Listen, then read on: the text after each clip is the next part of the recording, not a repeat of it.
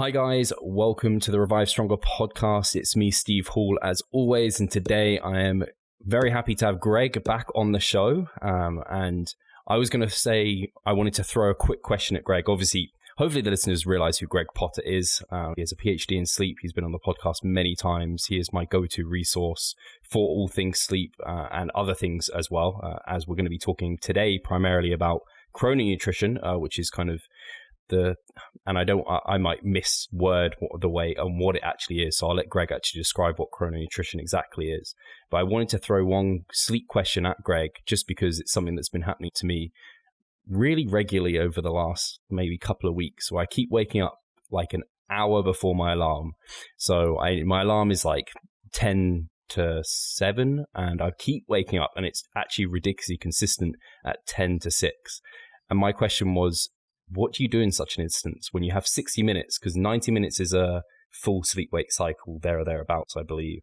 So I wasn't sure if I should just get up and just take it, or what I have been doing is trying to get back to sleep. So throwing that one at you, Greg. How have you been feeling? So I tend, and this probably gives me my answer. When I wake up at 10 to 6, I feel pretty fresh. And I get up, go to the loo, and then I get back into bed, and then I try and sleep for another hour. Typically, I do get back to sleep. And then I probably would say I don't wake up as fresh when I wake up the hour later, even though I've had more sleep. So I guess that might give me my answer. I think you just answered your own question, Steve. So that would be for the listeners, if they found themselves waking up before their alarm, if they felt good and ready to get up, basically get up. Yeah, I think so. And it's perfectly normal at this time of year to wake up a bit earlier because the sun's rising earlier.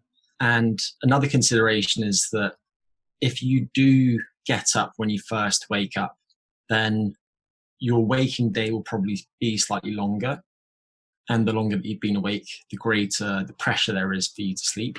So the following evening, your sleep is likely to be slightly better consolidated and possibly slightly longer.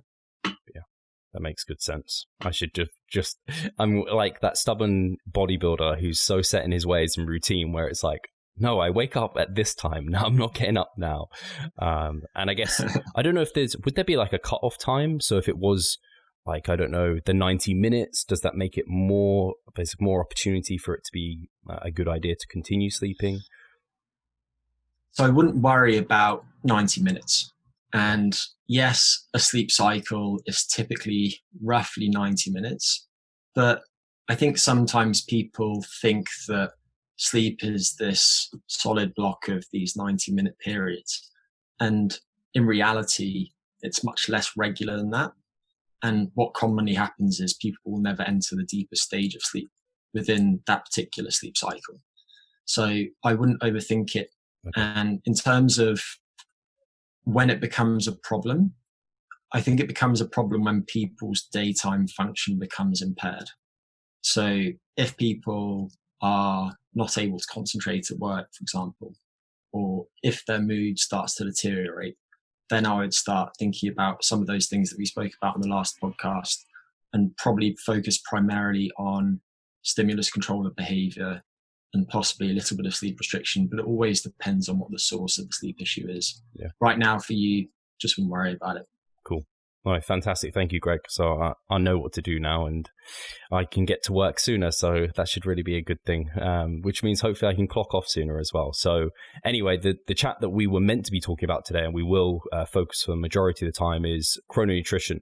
And I know for you, Greg, you're big on kind of helping people manipulate their lifestyle to get better results from their training. And part of that is definitely nutrition. And a lot of the listeners kind of being more physique focused will be very aware of like nutrient timing and kind of the importance around training and potentially like muscle protein synthesis through the day, but they may have not considered chrononutrition and kind of its role with the circadian rhythm. And so I'd love for you to maybe just give us an introduction to what chrononutrition is, where the current science is and what that might mean practical application wise and the strength of that. And then we can dig into maybe specifics. And maybe that was too broad or too much. I was going to say, you've just teed up another stupidly long answer. But I'm going to avoid doing that. And I'm just going to describe what chrononutrition is. Perfect. Chrononutrition is a term that I think was first introduced in a Japanese book in the early 2000s. And it really describes the reciprocal relationship between our body's biological rhythms and our circadian rhythms specifically, and our nutrition. And what I mean by that is that what and when we eat influences the timing and the function of our body's clocks. But at the same time, if we understand how our body's circadian rhythms are regulated, then we can use that information to inform what and when we eat in order to improve our health and performance. Perfect. And I know from like bodybuilding, old folklore, it's a case of like, and actually I guess it's a common saying is like I think it's something along the lines of like a breakfast of a king, like lunch of a pauper, or I can't remember the wording of that, but obviously bodybuilders for a lot of the time and people were under the impression you shouldn't eat after like 6 p.m. and like have a big, healthy, like large breakfast, and then, and these various kind of rules and ideas. And I don't know if there's been any kind of very clear practical takeaways from the chrononutrition research in terms of when it might be best to eat, or even down to like what to eat food composition wise as well, or even macronutrient wise. Sure. The old saying, I think, something like breakfast like a king, lunch like a prince, and dinner like a pauper. Yeah, that makes sense. That makes sense to what I was trying to get to. Yeah. And I think in general terms, that makes a lot of sense for most people. But with that said, I like the idea actually of just giving people the tips first at the start of this podcast, because what typically happens is you give them at the end, and if I'm speaking, then people are probably tuned out by then anyway. So let's front load the tips this time. And this is, of course, person dependent. And I'm going to preface this answer by saying that I think that given that the majority of research on things like time restricted eating, which entails consuming all of your calorie containing items within a period of 12 hours or less each day, that's my definition at least. Most of that research has been done on people who don't have particularly good cardiometabolic health. And for that reason, we can look at that research and use it to inform recommendations for healthy people. But I just want to make it clear that it's not as if a lot of this work has been done on physique athletes or people who are otherwise metabolically healthy. With that said, my starting guidelines would be something like the following, and I'll go through this in roughly chronological order as usual. So I would typically recommend that people wait at least half an hour or so until after their natural wake time, until they consume their first calories of the day. I say natural wake time because something like 80% of Northern European adults at least wake to an alarm. And if you wake up at 6 a.m., you naturally wake at 7 a.m., then I'd probably wait until at least 7:30 a.m. before consuming any calorie-containing items. And I would typically recommend a caloric period or eating window of 6 to 12 hours each day for most people. So in this instance, that might be somebody beginning consuming calories at 7:30 a.m. and ending at 7:30 p.m. at the latest. And I would generally make that caloric period proportional to energy intake.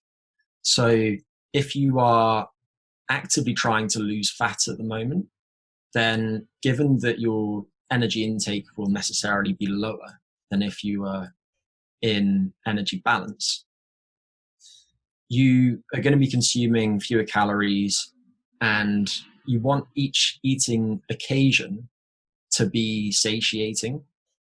And for that to happen, it makes sense to have fewer meals.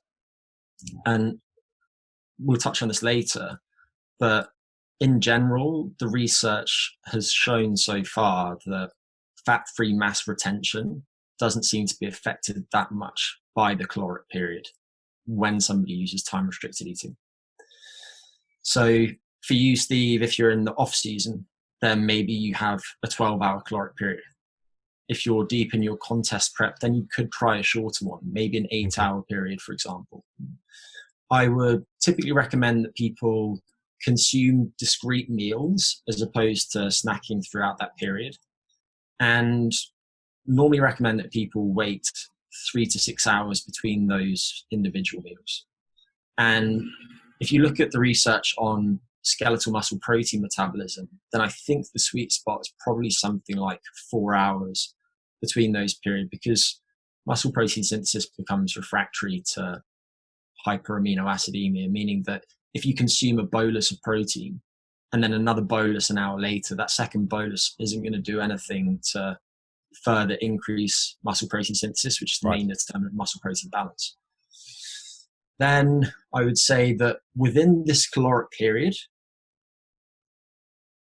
if we put physical activity to one side, then in terms of your cardiometabolic health, you want to front load your caloric intake and your carbohydrate and fat intake specifically. I think you want to distribute your protein intake quite evenly between those events within the caloric period. If anything, I would actually have the highest protein intake at the final meal of the day, given that you're likely going to be going, in this instance, 12 to 18 hours without consuming any more protein, and therefore without further stimulating muscle protein synthesis. So the reason for that, in short, is that oral glucose tolerance is much higher relatively early in the biological day. And for that reason, if somebody consumes, let's say, 100 grams of carbohydrate from white rice at 8 a.m. and looks at their blood sugar responses to that bolus of rice, comparing that to consuming the exact same thing at 8 p.m., their blood sugar responses will be much greater in the evening than they would be at 8 a.m., as would their insulin responses, which are necessary to dispose of the glucose in appropriate organs. So then I would say, in terms of protein intake, something like 0.4 grams per kilogram of body mass at each dietary event is probably enough to maximize muscle protein synthesis at those discrete events. Depends on the quality of the protein, and specifically it tends to depend on the leucine content of the protein. Leucine is interesting in that, unlike the other amino acids, it can independently stimulate muscle protein synthesis. And the amount of leucine that you need on a per event basis to maximize muscle protein synthesis isn't entirely clear, but it's probably around 3 grams for a lot of people listening to this. And you would get that from something like 30 grams of protein from whey protein, for example, or maybe slightly more than 30 grams of protein from chicken or beef, or fish, something like that. Then I would say you want to consume your caffeine relatively early in the day, as we discussed previously, normally say up to 3 milligrams of caffeine per kilogram of body mass, at least 9 hours before bedtime. And then regarding alcohol intake, no more than 2 units per day, which is about a pint of beer or medium glass of wine, no later than about 4 hours before bedtime. And then otherwise, I would say that it's important for people to keep their meal timing consistent from one day to the next. There's been some interesting research by the likes of Ian McDonald showing that when people consume a fixed number of meals each day as opposed to a varying number of meals, if you keep everything else constant, so the average number of meals each day is constant, as is the number of calories, as is the macronutrient composition of the diet, then when people consume a regular number of meals each day, they have greater diet-induced thermogenesis, they have better appetite regulation, and they tend to have better blood sugar and blood lipid regulation too. So regularity is important, although occasional deviations from regularity are unlikely to be problematic. And then I would typically recommend that people stop consuming any calorie-containing items at least 2 hours before bedtime. And if it's possible, it makes sense to have this caloric period relatively early in your waking day. So I think strictly from a cardiometabolic health perspective, it would be better to have, let's say, a 6-hour caloric period between half an hour after you wake up and 6.5 hours after you wake up, as opposed to between 6.5 hours after you wake up until 12.5 hours after you wake up. Then I would say, interestingly, the timing of your nutrition will probably influence how you respond to certain medications. There's been some fascinating preclinical research showing that if you give mice paracetamol in high doses, then the time of day at which it's most toxic to the mice moves in lockstep with changes in diet timing. And the reason is that it seems that the timing of your nutrition is important to setting the timing of the clocks within the cells in numerous tissues in your body. And those clocks determine things like how effectively different cells will detoxify certain chemicals, including drugs. So I would say you want to keep the timing of your medication consistent too. And this is a whole different discipline named chronopharmacology. And the idea is that if you can optimize the timing of certain medication, then you can potentially improve the efficacy of medication as much as twofold and improve the tolerability, so the likelihood of causing adverse effects, by as much as fivefold. And this is a very nascent field, and people have primarily studied things like anti-cancer drugs and drugs for arthritis, but it's really interesting. And what I would say is, if you are taking medication, the next time you go and see your doctor, you probably want to ask him or her if there is a best time of day at which to take the medication, because there might well be.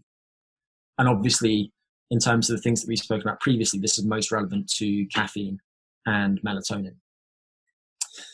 Then I would say that will cover the needs of the majority of people listening to this, but there are a couple of modifying factors.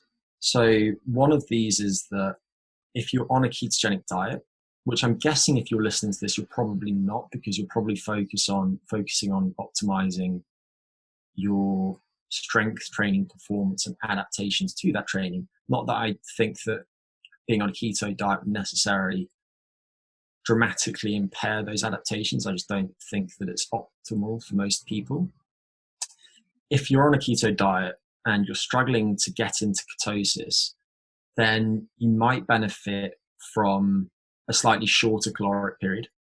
There's been some work by Courtney Peterson's lab showing that when people undergo so-called early time restricted eating, their ketonemia, so their blood ketone levels in the morning, tends to be a little higher than when they have a longer caloric period. I'd also say if you're pregnant, while I doubt very much that time restricted eating is likely to be problematic, because so far all the studies have shown that it's perfectly safe, I wouldn't recommend that someone who's pregnant use a very short caloric period. I'd probably gravitate towards something like a 12-hour period. Although interestingly, there has been some work published recently showing that if people have a later dinner and concentrate their calories later in the day, then they tend to gain more weight, specifically during the last trimester of pregnancy. And also, tangentially, it was just a paper published looking at the timing of dinner relative to the timing of sleep and relative to sunset in several European countries. And it found a strong positive correlation between the timing of that and the risk of passing away from COVID-19, which is really interesting. But I also wouldn't jump to any conclusions based on that. It is definitely something that should be studied more, though. So I think there are those populations who should probably factor in their goals. And then otherwise, I think for people who have certain clinical conditions, such as some gastrointestinal problems, time restricted eating might be particularly helpful. because you're basically giving your GI tract a break from breaking down food, and you're doing so on a regular basis. And then finally, for everyone listening to this, I think if you're going through a period of time when you're finding yourself disposed to eating more than you would like, let's say it's Christmas time, and if you're anything like what I used to be like, then you just eat round the clock. It's at those times when time-restricted eating can really come into its own. There is, for example, preclinical data looking at what happens when you give, albeit nocturnal, mice access to so-called high-fat diets, which are really high-sugar diets too, around the clock, and comparing that to when you give them restricted access to the high-fat diet. But in both conditions, they can consume as much of the high-fat diet as they like. What you find is that during the time-restricted feeding condition, the mice consume an equivalent number of calories, but given that they're only consuming the calories during the biological daytime, their circadian systems function better. They end up gaining less fat mass. They have better liver health. So when they eat round the clock, they tend to develop steatohepatitis, so fatty liver disease. And they also have some other improvements in their cardiometabolic health. So that was a predictably long answer, but I think that covers most of the recommendations that are most pertinent to the listeners, although there are some other things that we could touch on, such as how does physical activity modify those recommendations? Hey, Pascal here.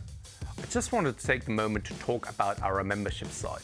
Inside, you'll find a thriving forum, an extensive exercise library, courses, presentations, and research reviews.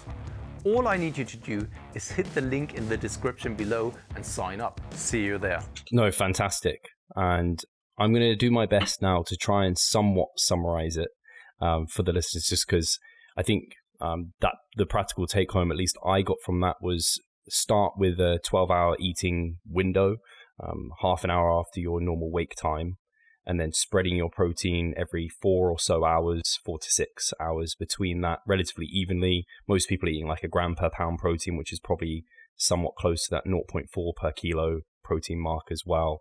And that is because generally we're just going to front load most of the calories in your day as well. So don't eat like large amounts before that time as well. And then constrain that a little bit if you're on fewer calories, because I imagine, especially if there's any contest prep, smaller individuals, normally females as well, who are maybe sedentary, maybe on little over 1,000 calories, it's kind of a little bit nicer to spread that over fewer meals as well. And I guess 12 hours, people don't like to think, 12 hours isn't actually that constrained when you think about it. Like typically that is probably 2 hours before bed, especially if you're having it half an hour after waking. But a lot of bodybuilders are very much with nutrient timing, trying to maximize that muscle protein synthesis. And so they would be like, oh, but what is maybe the problem with, or is there a problem, or what's the trade-off to including another protein serving right before bed, so that you are trying to, like you said, have your biggest protein serving when you're having that big gap between the evening and then the morning? Could you try and elongate and spike muscle protein synthesis again? And yeah, what might the trade-off be in that kind of position? Do we know? We don't know. And it's a really interesting question.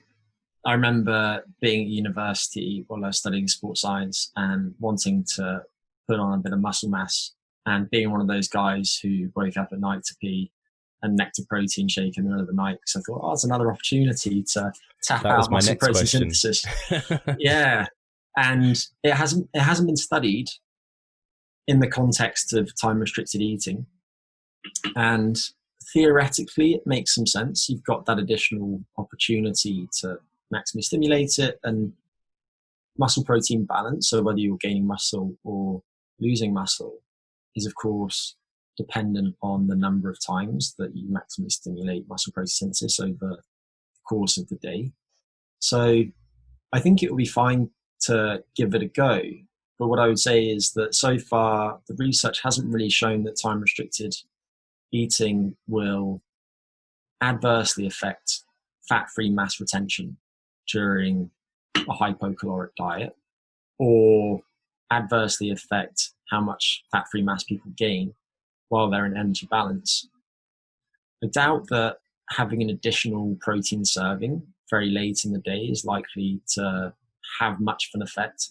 I think if you're going to have anything shortly before bed, then protein is probably what I would pick, because you don't want to have a big bolus of carbohydrate at that time. And you probably don't want to have a big bolus of fat at that time either. And again, there is that theoretical possibility to positively affect fat-free mass by having that protein feeding at that time.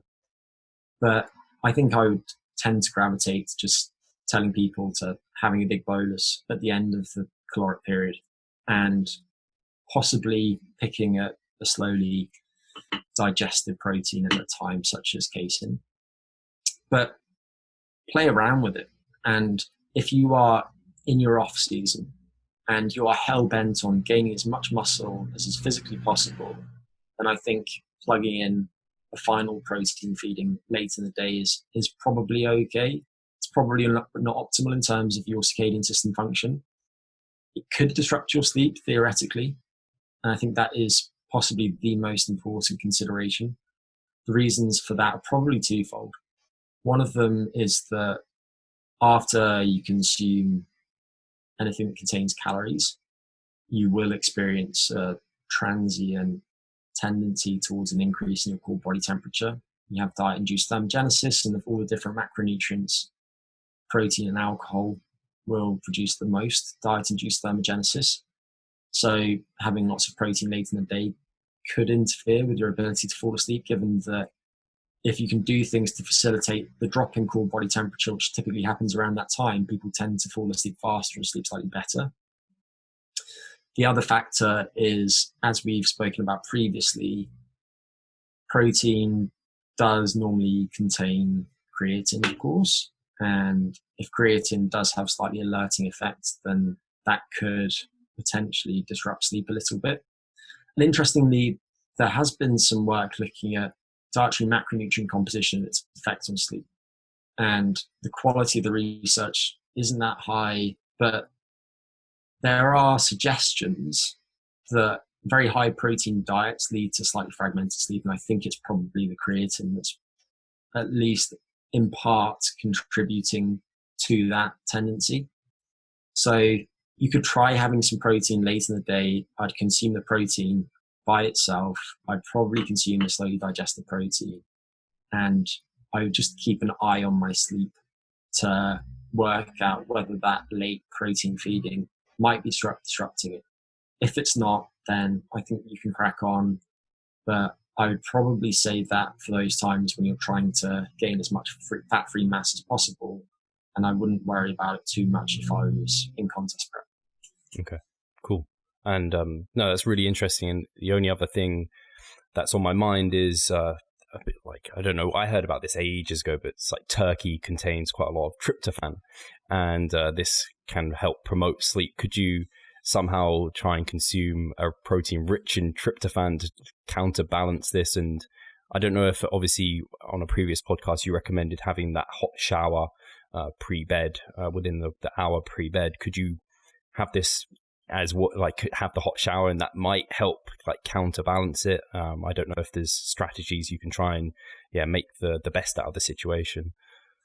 Yeah, I think all those things that we've discussed previously with respect to getting ready to have restorative sleep are likely to help offset any small negative effects of consuming lots of protein late in the evening. And having hot shower, 40 degrees Celsius for 10 minutes, 1 to 2 hours before bed is one of those things that's been proven multiple times, and in a meta-analysis to improve sleep quality and help people fall asleep faster. With respect to tryptophan, there's a little bit of research on this, and some of it's looked at elderly people and some of it's looked at fortifying kids' breakfast cereal with tryptophan. And those studies, again, are not of the highest quality, but have tended to show that when people consume that tryptophan-enriched diet, they sleep slightly better. The reason being that tryptophan is a precursor to melatonin synthesis via serotonin. That's what people think is the reason, at least. But one thing I'd mention is that there are lots of different food constituents that are likely to affect sleep. Tryptophan is just one of them, and you could consume a tryptophan-rich protein source, and there have been some studies looking at some different dairy proteins that are tryptophan enriched, and there are some suggestions that they might have some positive effects on sleep. But then there are all of those other things too that could positively affect sleep consumed relatively late in the day. So just to give you some examples of that, probably the best studied of these is tart cherry juice, not regular cherry juice. Specifically, the studies have tended to use Montmorency tart cherry juice, and they normally use 30 milliliters of that twice a day. And the reason is that tart cherries, like many plants, are quite rich in phytomelatonin, so plant sources of melatonin, and might thereby support sleep. And those studies have quite consistently shown that consuming that quantity of tart cherry juice will tend to improve sleep in people who aren't sleeping particularly well. And interestingly, there's also some work showing that consuming tart cherry juice might reduce some of the negative effects, at least in the short term, of very damaging exercise.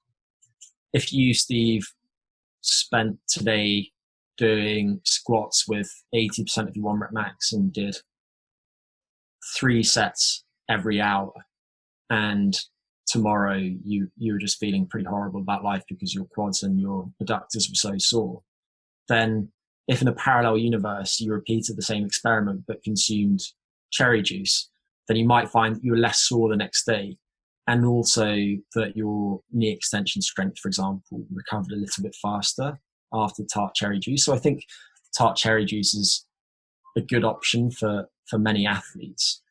How it affects adaptations to resistance training hasn't really been well studied, and I'll just add the caveat that sometimes things that people do that have some acutely beneficial effects have some chronically negative effects. So an obvious example of that is antioxidant supplementation and adaptations to endurance exercise. Michael Risto has done some cool work on that, for example, showing that if people consume lots of certain vitamins and do so during aerobic training, they won't see some of the same improvements in aerobic capacity that they otherwise would have seen. So I think tart cherry juice is a good option. There's been a study or two looking at kiwi consumption, looking at what happens when people consume 2 kiwi fruits at their final dietary event of the day, finding that might support sleep, but skin on. yeah, that's potentially not the highest quality research. And there's also been some work looking at beefsteak tomato consumption, what happens when people consume 250 grams of beefsteak tomatoes. And again, the research reported that people slept slightly better after that. So there are certain plants that can positively affect sleep.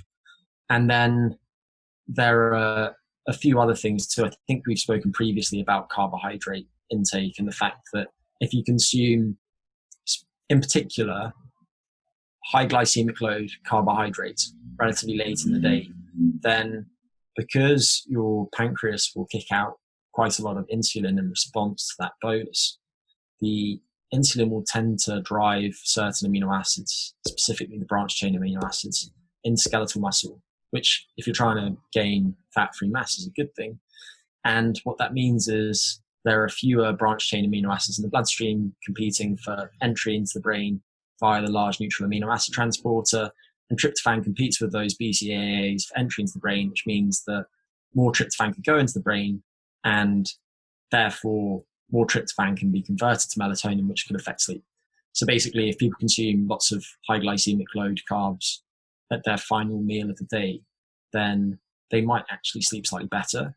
But as I think touched on in previous podcasts, the trade-off there is that in general, the research shows that when people consume more of their carbohydrates relatively early in the day, they tolerate those carbohydrates better in terms of their blood glucose excursions to feeding. So high glycemic load, high-ish carb, final meal of the day might have positive effects on some people. And I think that's most relevant to people who train in the biological afternoon. Steve, if you have your 2 training sessions a day, I know you're training once a day at the moment because you're deloading, but if you're training twice a day and your second session is high-ish volume, not especially damaging, but largely pump work, then that's going to drive quite a lot of glucose into your muscles. And if you consume a relatively high carb dinner, then your glucose disposal will be quite good. So that's unlikely to produce very large swings in your blood sugar. And that high carb meal might then support your sleep, which would be particularly helpful potentially during periods when you are pushing your limits, you're borderline overreaching, for instance. Fantastic. I'm just in my head kind of compiling the perfect pre-bed. It's 2 hours before bed, but the perfect final meal, high protein, high glycemic, kiwis. We've got tart cherries in there. Throw in a turkey leg, although that might be a bit high in fat. So it's fascinating, and I think it's really, really eye-opening for, like I said, for the kind of the bodybuilding community, because it's not things people really considered before. It isn't something people had considered, and I'm really glad you brought up the role of exercise in this, because I think all the research has been on not considering people who are kind of training, or at least later in the day. Like if someone is doing a 9 to 5 and then they train in the evening, now you said obviously that kind of their ability to dispose of nutrients is going to be upregulated because they've stimulated the muscles, and that then does that change where you might prescribe someone's carbohydrate feedings so that it's supporting that training and maybe isn't having the negative effects on the circadian rhythm? I guess for you, this is not researched, so it's more just based off your own theoretical knowledge and things. Yeah, but I'm happy to speculate as to how people should try and navigate that. And as we discussed in, I think, the last podcast, maybe it was the podcast before last, I think it was the podcast before last, the best time at which to do strength and power exercise is probably in the late biological afternoon. Just as a random example, if you look at most world records, they're generally set at about 8 p.m. And that's because core body temperature is highest in the late afternoon, as, of course, is metabolic rate and so on. And if you're training at that time of day, then if anything, that might have some positive effects on your adaptations to that type of exercise, and your performance at the individual training sessions might be a little bit higher. So if you're doing that, then I think consuming a substantial quantity of your daily carbohydrate intake around that session is fine. What I would say is that if you're thinking about training twice a day, for instance, then you need to think about your priority training sessions. So in which sessions is it most important that you're performing at your best? And prior to those sessions, you want full muscle glycogen stores. So if you're training twice a day and you have a heavy session in the morning, Steve, you go into the gym and you train at 10:30 in the morning, that's your heavy session for the day. I would say if your digestion allows it, consuming lots of carbs shortly before that session, moderate amount of carbs after that session is a good way to go, because then you're supporting your performance in that training session. And then if you're training later in the day, let's say at 4 p.m, it's moderate volume, it's lower intensity, it's more of that pump work. Consuming a bit of carbohydrate on either side of that is probably fine. And then trying to make sure that for the next morning session where you are going balls to the wall, your glycogen stores are full, makes a lot of sense. So I just think pick the sessions that are most important to you, concentrate your carbs such that your glycogen stores are full for those sessions. And then on your rest days, front load your carb intake. If you're on a low carb diet, front load your fat intake. You can, in this instance, I think probably treat carbs and fats interchangeably, and that you want to front load either of them and then keep your protein intake relatively evenly distributed. just add a couple of thoughts. One is that when you have people go through time restricted eating, and specifically early time restricted eating, people are likely to inadvertently change the foods and drinks that they consume. And I think this is sometimes lost in this discussion. If somebody has a caloric period that starts at 10 a.m. and finishes at 4 p.m., which for many people is not going to be doable, and the research that's looked at attitudes to time restricted eating so far has basically said, I liked it, it improved my quality of life, but I couldn't really do the early time restricted eating thing because it interfered with family commitments, and I work a 9-to-5 job, so it just wasn't practical for me. But with that said, for those few people who can try early time restricted eating, what they'll probably find is that they're less likely to indulge in certain less healthy foods and drinks. Most people consume wine late in the day. A lot of people will tend to snack on energy dense, very palatable foods that maybe aren't particularly micronutrient dense quite late in the day too. Yeah, exactly. Yeah, you speak from personal experience, Steve. Maybe. So I think for those people, if they can use early time restricted eating, then it can be really helpful. The tricky thing is that you not only have those life considerations, social commitments, family life, and so on, but there's also a clear circadian rhythm in appetite, such that appetite tends to be lowest very early in the day and tends to be highest quite late in the day. But what you'll find is that if you can go through this transitional period in which it's a little bit tricky for a day or three, because you're finding yourself a bit hungry at night and wanting to eat at night, but you're trying this early time restricted eating thing, you'll re-entrain your hunger patterns such that you start getting hungry earlier in the day, and then later in the day, after a few days of early time restricted eating, you're not so hungry anymore and your appetite is more even keeled. And again, Courtney Peterson's group has done some nice work on this, looking at what happens when people consume their calories between about 6 a.m. and about 3 p.m. About 8 a.m. and about 3 p.m. as opposed to about 8 a.m. and about 9 p.m. And what she's found is that within a few days, people's appetite is actually a little bit lower with the early time restricted eating intervention. And specifically, it's lower in the evening, which is probably a bit counterintuitive to some people, at least at first.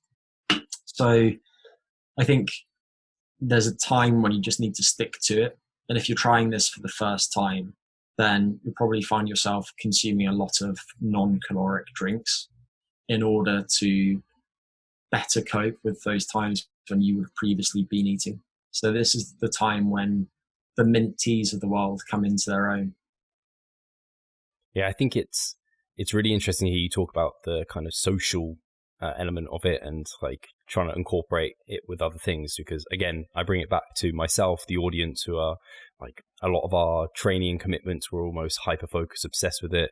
Probably in the past have had like stopwatches, eating protein and rice at particular or chicken and rice at particular times, and this is another one of those. It's kind of like now I've got to, like, I don't know, I'm out in the evening for dinner at 8 p.m, but that's now outside of my normal eating window or whatever it might be, and it can be another challenge. Is it something where you would say, for those instances that it does happen, like that happens and like it's understandable, and just do it, implement it when you can? Is the difference going to be huge? Is it going to upset everything by having those rare occasions where you do go off plan? Is that the kind of the way you would coach it for someone? It's not going to upset everything. And I know so many people who have that tendency to just let the wheels fall off entirely if they deviate from the plan even a little bit, and then all of a sudden they've consumed 5,000 calories at 10 p.m. just because they started eating a biscuit. So don't worry about it. Occasional deviations are fine. And I think there are some strategies that people can use to make sure that they don't go on a massive binge at those times. So let's say that you are with your friends and you're going out for dinner, which right now during this pandemic is pretty unlikely, but let's just rewind back in time to the good old days, the Brexit days.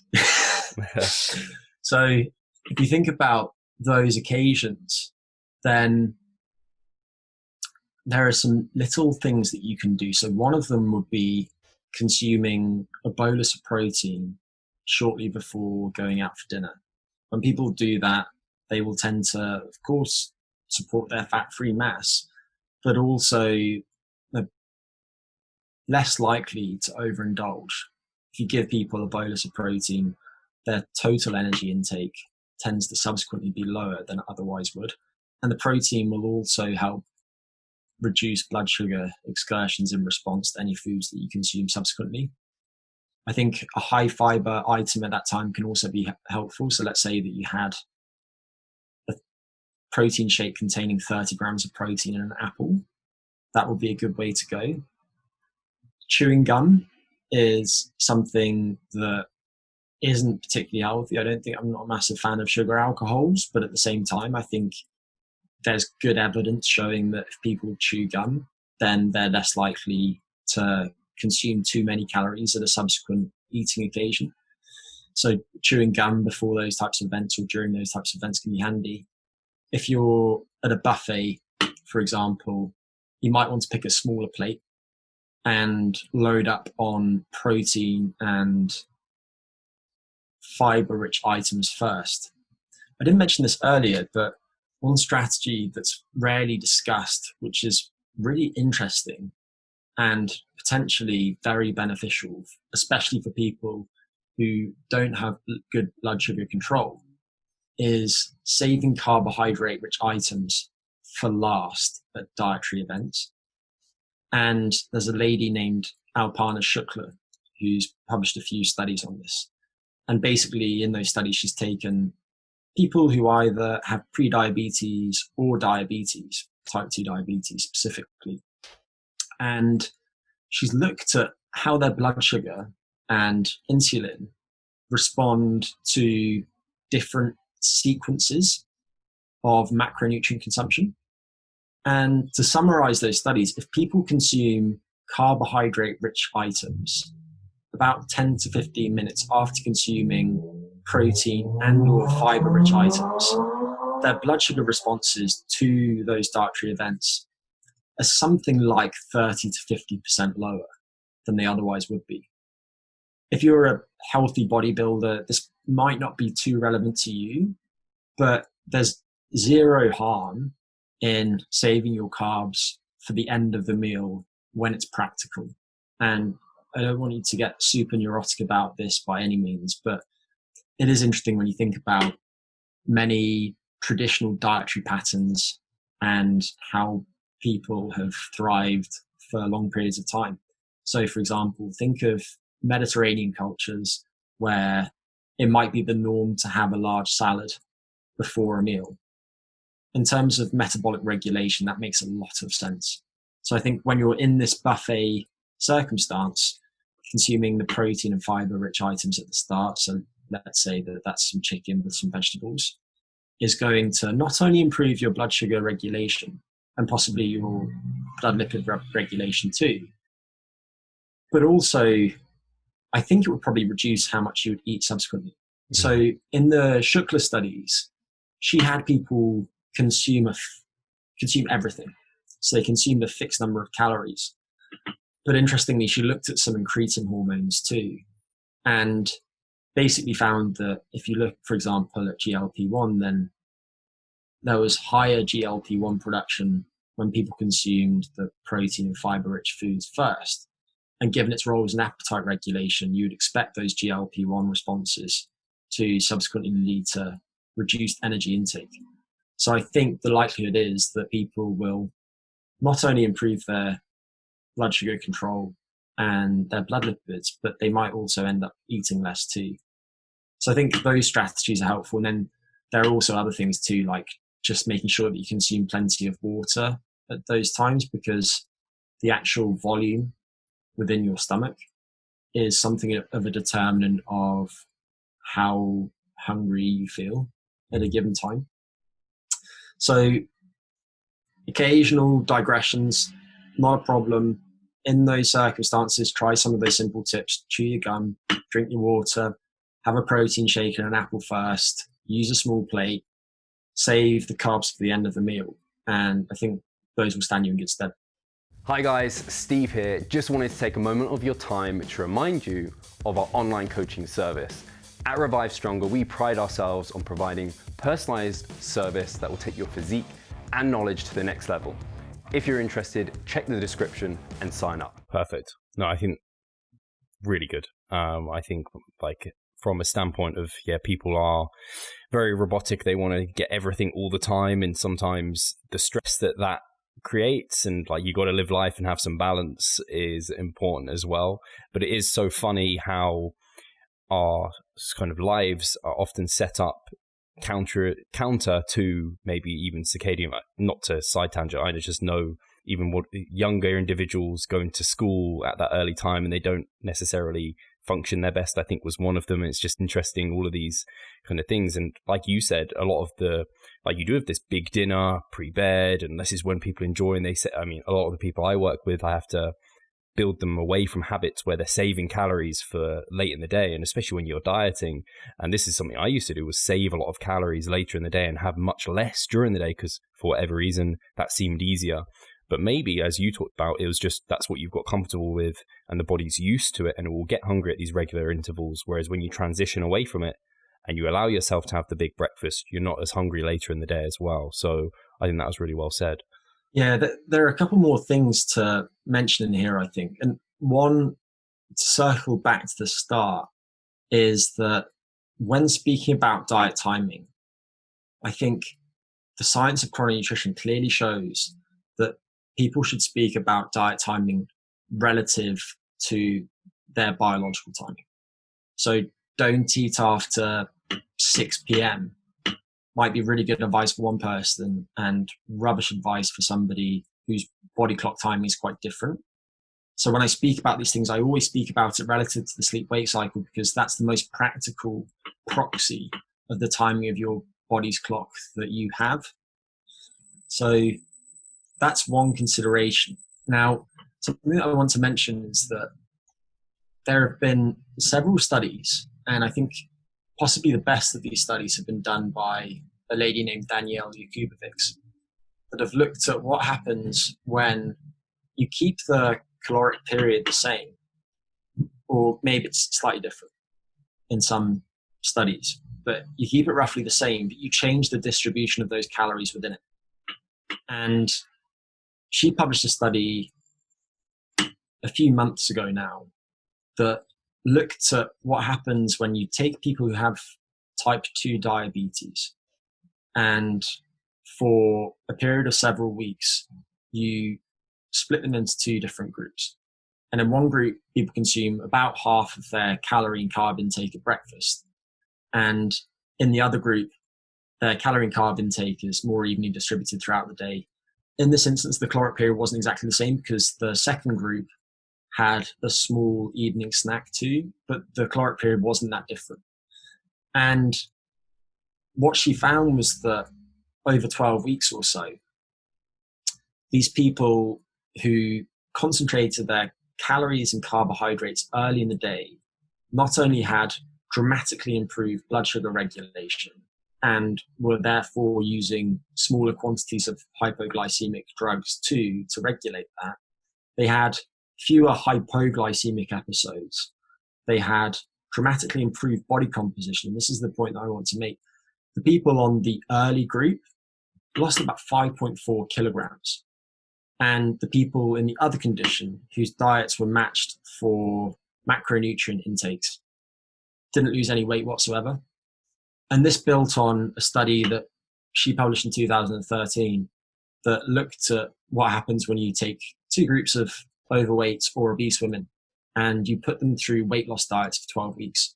And the diets are the same in their macronutrient composition and the timing of breakfast, lunch, and dinner.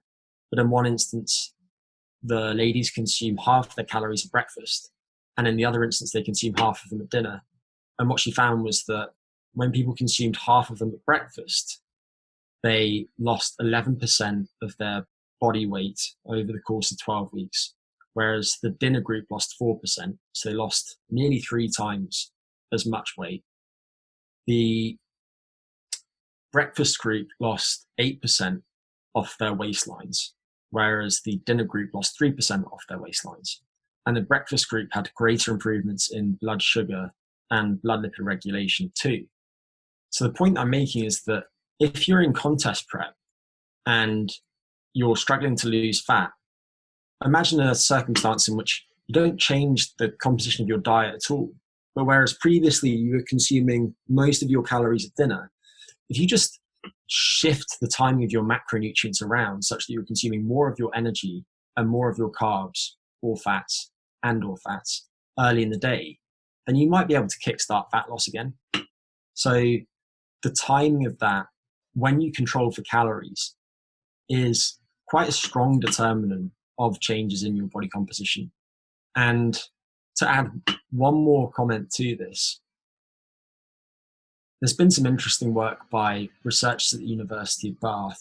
They had a project called the Bath Breakfast Project that looked at what happens when adults either skip breakfast and don't consume any calories until 12 p.m.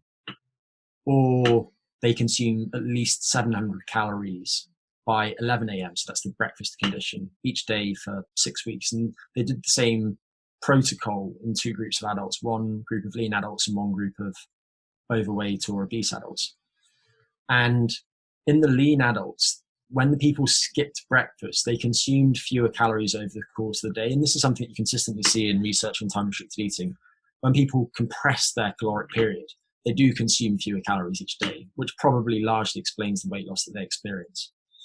But when the lean adults skip breakfast, interestingly, they consume fewer calories, but they also moved around less each day, such that energy balance was the same over the period of 6 weeks, and neither group experienced any changes in their body composition. But if you imagine a different scenario in which one group skips dinner, then I just wonder if concentrating calories early in the day effectively sends your brain a signal that I've got some energy on board, I can be more physically active. Mm-hmm. So my guess is that for somebody who is in contest prep, having more of their calories relatively early in the day might lead to greater non-exercise activity thermogenesis too, which would again support them staying in a negative energy balance and therefore their fat loss. Yeah, I was going to ask if I assume they didn't. Okay, I don't even know. I don't know how you try and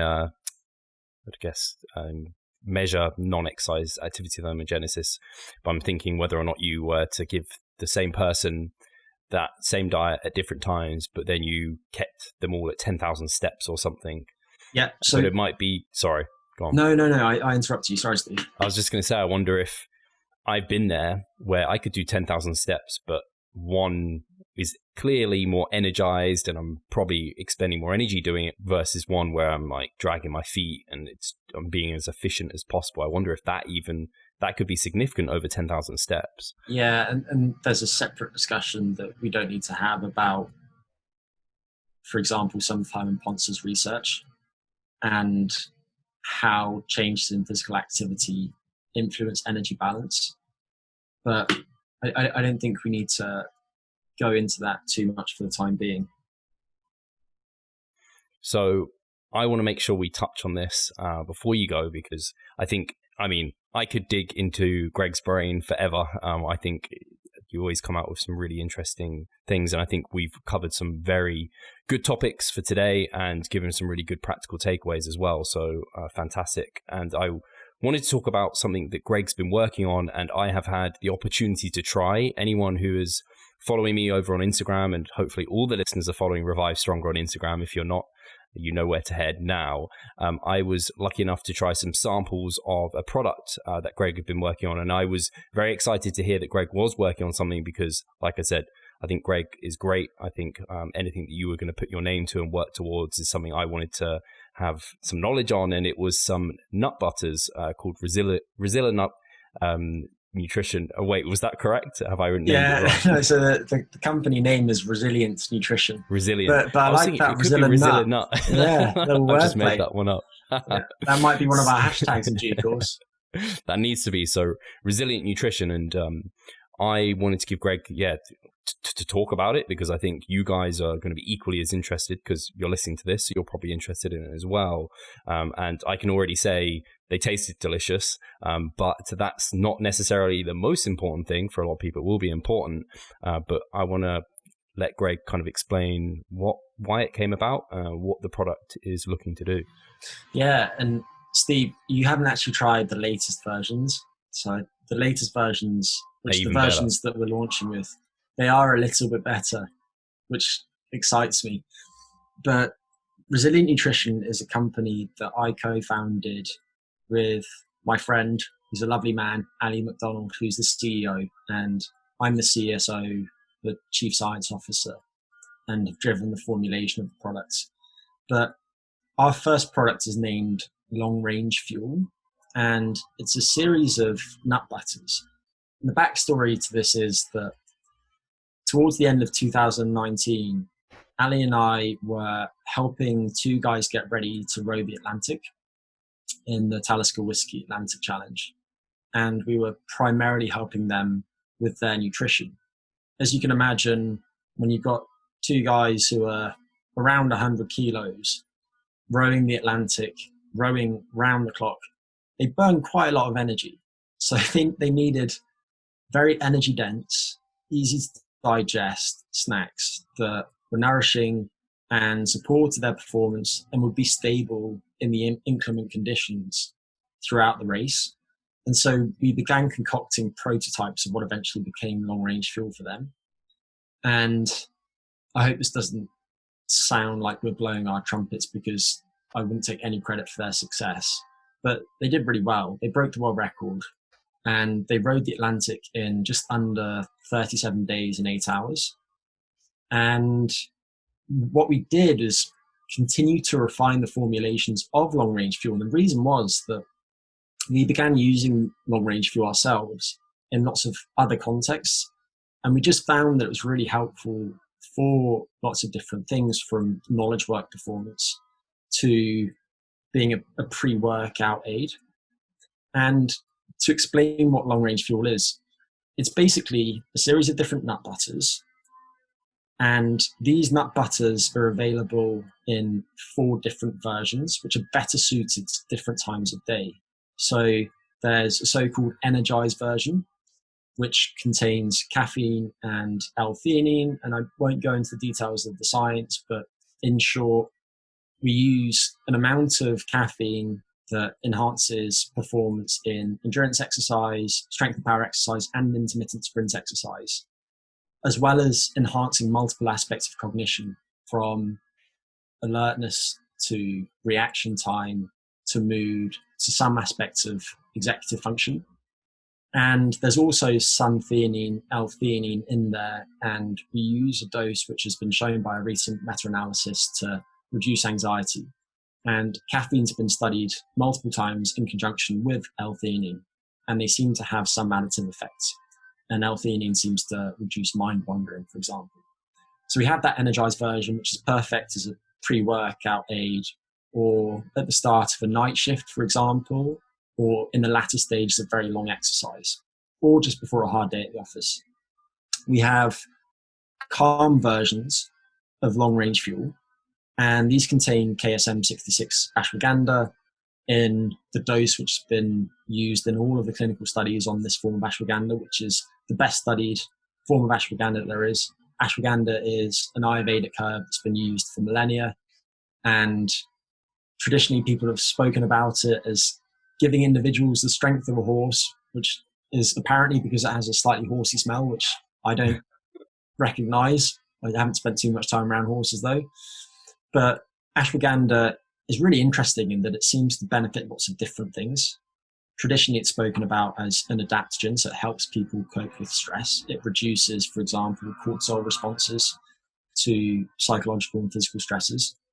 But ashwagandha is not only anxiolytic or anxiety reducing, it also supports performance in cardiorespiratory exercise.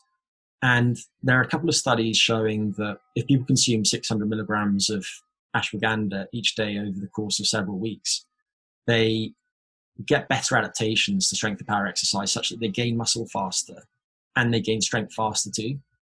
So it should be of interest to people listening to this. And then both those energize and calm versions are also available as rebuild versions. So there's an energize and rebuild product and a calm and rebuild product. And the rebuild versions contain whey protein isolate.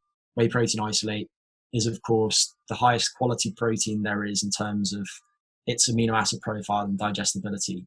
If you look at the DIAS, the digestible, indispensable amino acid score, then whey protein is as good as they get. So they contain whey protein isolate to support muscle protein balance, adaptations to exercise training, immune function, and to keep appetite at bay. But they also contain L-leucine.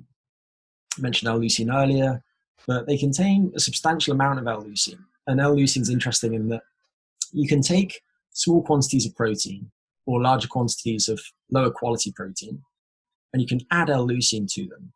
And the protein profile becomes substantially more anabolic after adding leucine.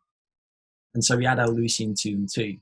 So we've got those 4 different versions, each of which is available in up to 4 flavors. And there's a chocolate and hazelnut one, there's a coffee and pecan one, there is a coconut and almond one, and there's a cinnamon and cashew one. And I think people tend to gravitate to the chocolate one because everyone just buys chocolate everything. Yeah. But they're actually all really good. And I'm obviously massively biased and have basically formulated these for my own palate. So I think they're all fantastic, but I would find it really hard picking between the different flavors in terms of which ones are best. But all the products are based on tree nuts, and regular tree nut intake has all sorts of positive effects, from things like blood sugar regulation to blood lipids and appetite too. There's no shit in any of them.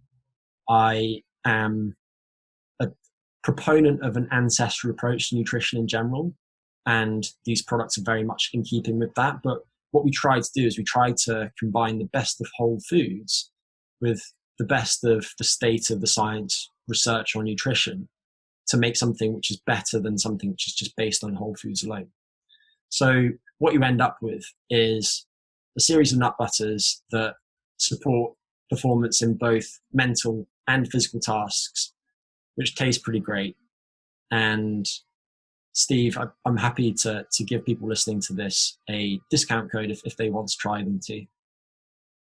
Yeah, I think, to say the discount code, Steve 10, correct? Lowercase, and then 10 for 10% off. Yeah, and 10 will just be the number 1 and the number 0. Yeah. And I'll make sure the websites will link below so people can go and check them out. And if they do want to pick them up, I'll put the discount code below as well. And I can say, the ones I tried, even though they weren't the final formulation, they were very tasty. If I had to give my favorite, it would probably have been the cinnamon and the coffee ones. I thought the chocolate would be, but for some reason, the cinnamon and the coffee ones just, they were spot on. And what I really liked about it, Greg, is, obviously you're behind it. You've just explained the whole science behind it, but there's nothing else from what I've seen on the market like it. I've seen nut butters that have whey protein in them, but not with the leucine included, which is actually probably fairly important considering you're probably not getting enough protein from just the nuts entirely there. So and it reinvigorated my love for nut butters, because I just hadn't really consumed them for a while, and then I tried them. I was like, oh, and now I'm hooked, and I'm still eating nut butters every day now. So I thank you for that. Yeah, well that's good to hear, mate. Cool. So I think we've covered everything. Hopefully people have got a lot of value from this. We always enjoy chatting, and we'll talk to you soon. Take care, and thank you for listening.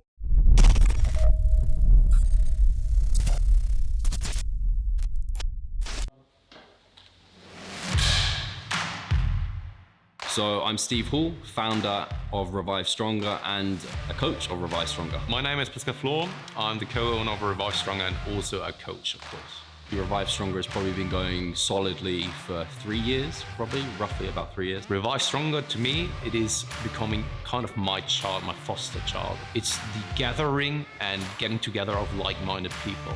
We've been expanding the coaching team, which is helping us help more people, but each coach can only help a certain number of people.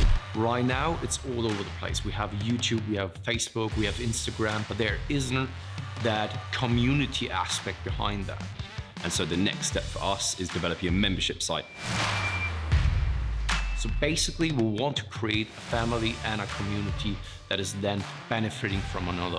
A really cool community for people within our little niche is going to be a website. They will get early access to our podcast. You can access us, ask us questions. The community aspect, we have a forum there. You can ask questions, but also you can log your journey. There's also going to be courses on there. Courses, presentations on different topics. Discount of past seminar footage. We will log our journey as well. We'll start vlogging. We're going to have documentaries. Our entire athletic journey. Furthermore, they get access to an exercise video library. The exercises that we love for hypertrophy and maximizing hypertrophy, we're going to go through those in depth, telling you how to execute them. We kept them concise and also mobile friendly so that you can watch them in between your sets. I'm super excited to grow this community. The amount of value that we're going to be delivering is huge. And I'd love you to be part of it. You will get so much out of that. I'll see you inside.